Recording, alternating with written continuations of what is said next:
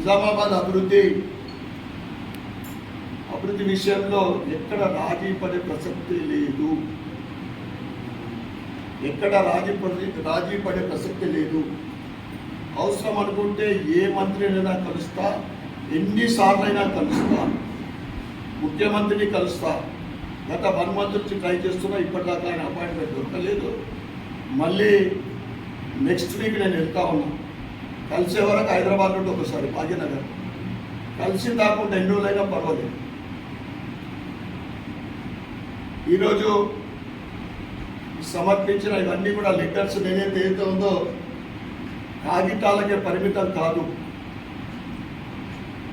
ప్రజలకు ఉపయోగపడే అభివృద్ధి పనులుగా మారే వరకు ఏదైతే ప్రపోజ్ చేసినామో అవన్నీ కూడా శాంక్షన్ అయ్యే వరకు, ప్రజలకు ఉపయోగపడి అభివృద్ధి పనులు చేపట్టే వరకు ఇవన్నిటి కూడా నేను నిరంతరం ఫాలో చేస్తాను. నిజామాబాద్ అభివృద్ధి నా బాధ్యత, ప్రజల విశ్వాసం నా బలం. ఆ విశ్వాసాన్ని నిలబెట్టుకోవడానికి నేను ఎంతైనా కృషి చేస్తానని మీ ద్వారా ప్రజలకు నేను తెలియజేస్తాను. చివరగా లోకల్ విషయానికి వస్తే 2.5 సంవత్సరాలు గడిచిపోయింది. ముఖ్యంగా అర్బన్కు కావాల్సింది మున్సిపల్ కార్పొరేషన్. ఈ కాంగ్రెస్ ప్రభుత్వం, మేయర్ కాంగ్రెస్, ప్రభుత్వం కాంగ్రెస్,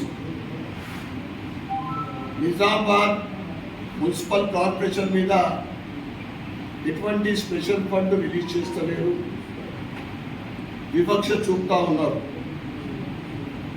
అభివృద్ధి పనులకు ఆటంకమవుతా ఉంది.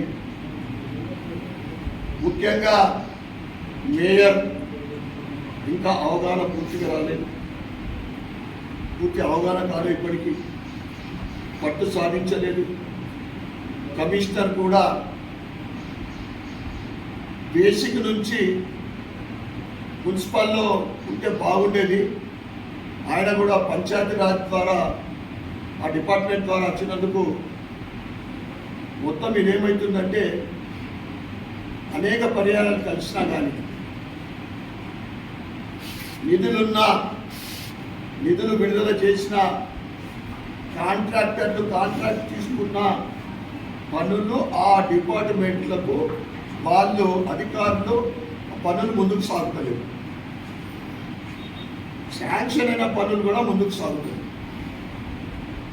అందుకే ఇక్కడ కూర్చున్న వాళ్ళందరము, మాతో పాటు ఇతర నాయకులు కానీ మున్సిపల్కు మేము చెప్తా ఉన్నాం, మీరు చేపట్టిన కార్యక్రమాలు, అలాట్ చేసిన పనులు, ముఖ్యంగా రోడ్ల విషయం కానీ, గ్రీనరీ విషయం కానీ త్వరగా కంప్లీట్ చేయాలా. లేకుంటే రాబోయే రోజులలో ప్రజల సౌకర్యం కోసము, నగర అభివృద్ధి కోసము మేము దేనికి ఎన్నికరాము, ధర్నా చేయడానికి సిద్ధంగా ఉన్నాం. ధర్నా అంటే అది దీక్ష కావచ్చు, ఇంకేదైనా కావచ్చు. అందుకే ఎందుకంటే కాంగ్రెస్ ప్రభుత్వము, కాంగ్రెస్ మేయర్, కానీ 2.5 సంవత్సరాలలో నేను చూస్తూ ఉన్నా ఒక్క స్పెషల్ ఫండ్ రాలేదు. ఉన్న ఫండ్ని కూడా సద్వినియోగం కరెక్ట్ చేసుకుంటే లేరు ఇక్కడ. అందుకే మేయర్ గారిని, కమిషనర్ గారిని నేను రిక్వెస్ట్ చేస్తూ ఉన్నా, మీ చేతిలో ఉన్న పెండింగ్ పనులు, కాంట్రాక్టర్కి ఇచ్చిన పనులు, రోడ్ల విషయం కానీ, ఇంకేదైనా విషయం కానీ త్వరగా కంప్లీట్ చేయవలసిందిగా నేను మున్సిపల్ కార్పొరేషన్కు డిమాండ్ చేస్తాను. ఉద్యోగాలు ఇస్తాను కదా, ఏమేమి యువతకి ఇచ్చిన హామీని కంప్లీట్ చేయకూడదు. నిరుద్యోగ వృత్తి ఇస్తా అని చెప్పినాం, విద్యా భరోసా 5 లక్షల రూపాయలు ఇస్తా అని చెప్పినాం. ఇవన్నీ మర్చిపోయి డైవర్షన్ పాలిటిక్స్ నడుస్తుంది తెలంగాణ. మహిళల విషయంలో కానీ, రైతుల విషయంలో కానీ, బీసీ ఎస్టీ విషయంలో కానీ అన్నీ ఇచ్చిన హామీలన్నీ మర్చిపోయి ఫ్యూచర్ సిటీ ఇష్టం వచ్చిన హామీలు ఇవ్వడం, రోజుకు ఒక హామీలు ఇవ్వడం. కానీ భారతీయ జనతా పార్టీలు ఇచ్చిన హామీలు మీరిచ్చిన కొత్తగా మేము డిమాండ్ చేయము. రాబోయే